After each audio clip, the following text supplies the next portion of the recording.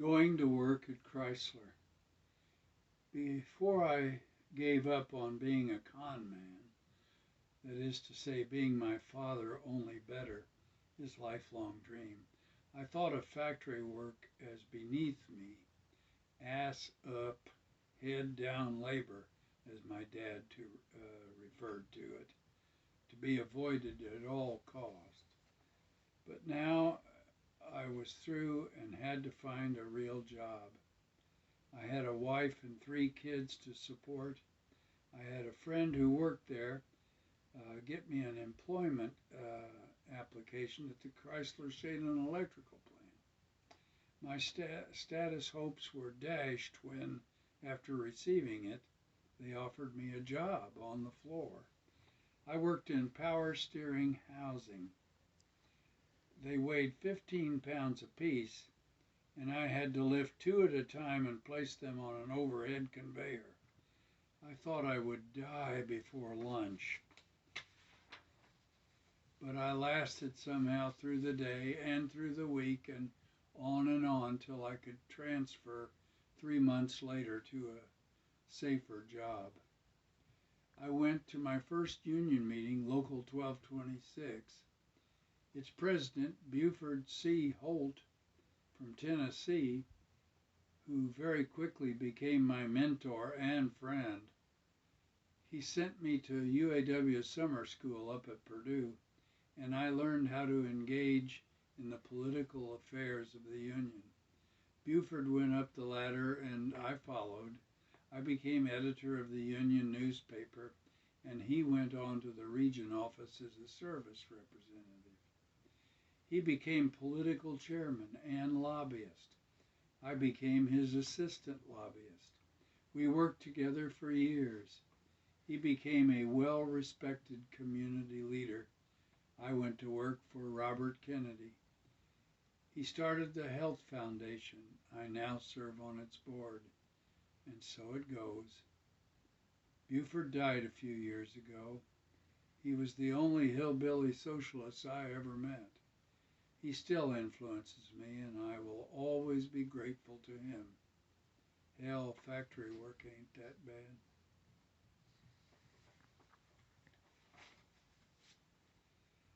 Going to work at Chrysler, too. My father, as you know, was a con man.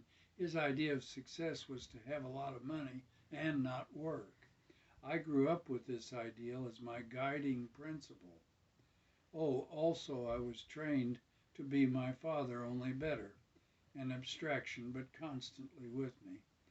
Less obvious after, at age 18, I left home, but it was still ever present and adjudged solely by my old man. Both no work, lots of money, had ultimately to be true. I worked at this in his world for a few miserable years, and then up and quit one day on an abject failure. I still had to bring home money, a wife and 3 kids, but beyond the con, I thought I had no way of doing it. I was really good at conning business men out of small change, 50 here, 200 there, selling ads in non-existent newspapers, but I hated every minute of it. Sometimes I would just pick out businesses and send them a bill. You had to figure on the type of business, small, about 50 employees or less, big enough for a bookkeeper but too small for an accounting staff. A bill for $75 was about right. I'd send out maybe 50 of these a week, and about 10% would send back a check. Figure it out. That's 3.25 a week. The only thing wrong was it was a federal offense, using the mails to defraud. Dad never wanted to get crossways with the federales, so when he caught one, we had this talk. Shout would be more like it. I wound up shouting a fuck you and quit. Now what? A friend of mine was an insurance officer at the Chrysler plant. And although I sure didn't want to work in a factory, I had no choice. I asked if he could get me an employment application. He said, sure, no problem. And 2 weeks later, I punched in at Chrysler. I was always taught to look with disdain at people who had to work in factories, ass up, head down labor, my father called it. So here I was in that category, a grunt, an abject failure at age 28.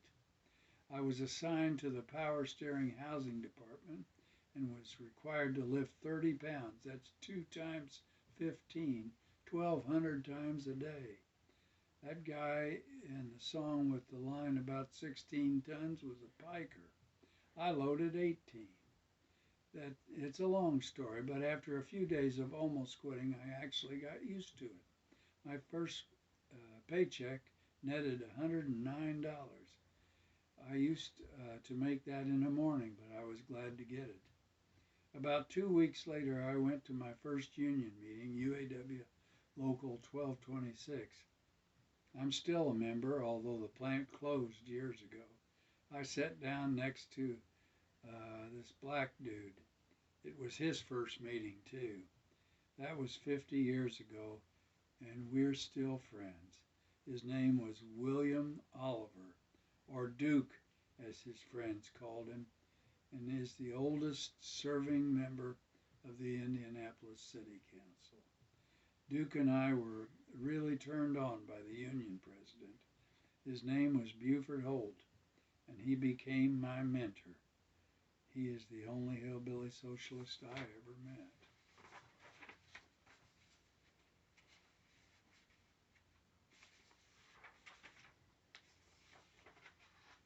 It's a long story, but I became a man my father respected. I think it's about what he always really wanted to do, represent people and fight for justice. So anyway, I've got enough money, and I never thought of what I do as work. You know, it always depends on what you mean.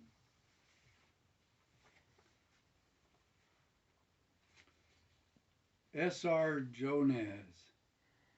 I'd like to introduce you to this character I knew. His name was S.R. Jones, and he was a descendant of Spanish grandee, or so he said. He insisted his name was Jones, not Jones. Really, his name was Sam Jones, and he ran a drill in the distributor department at the Chrysler electrical plant. He was the funniest man I have ever known. On one occasion, he was the victim of a practical joke, one of many, played by various members of SR's department. Everybody at one time or another had it happen to them.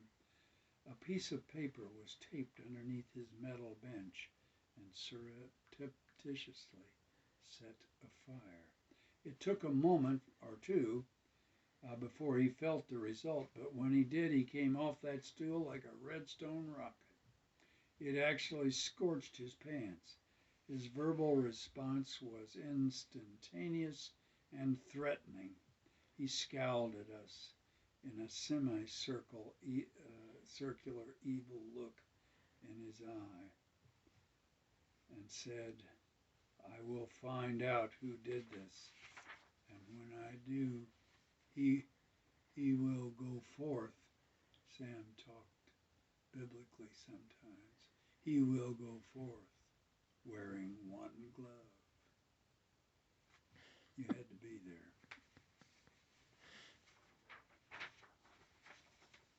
John Aker. John Aker was a tall and lanky. I'm going to start this all over. John Aker. John Aker was tall and lanky and wore horn-rimmed glasses, which he was constantly pushing back on his nose so he could see.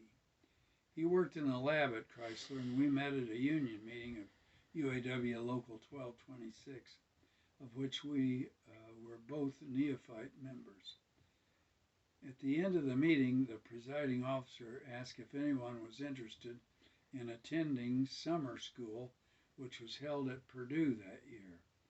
It was a real opportunity for the UAW activists, consisting of everything from contract negotiations to political affairs. We raised our hands and were selected to go. There were 8 of us, all told, and John and I were assigned one of the dorm rooms together. One night after a long day of classes, me in coalition building, John in newspaper editing, we took some beer back to the room and started talking. I began ranting about how awful the Republicans were, how they didn't care for ordinary working people, and listed all the ways they went about keeping everybody down, except, of course, for their rich buddies.